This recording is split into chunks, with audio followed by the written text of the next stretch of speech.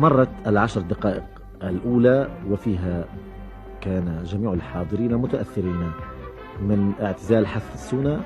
جرى اللعب بطيئا. بعد ذلك بعد العشر دقائق الأولى من المباراة قدم الفريقان عرضا سريعا يليق بهما كأندية للدرجة الأولى في لعبة كرة القدم، وانتهى الشوط الأول من المباراة بدون أهداف، واستطاع فريق النادي الفيصلي أن يسجل الهدف الوحيد في المباراة في الدقيقة 35 من الشوط الثاني، سجله حسام.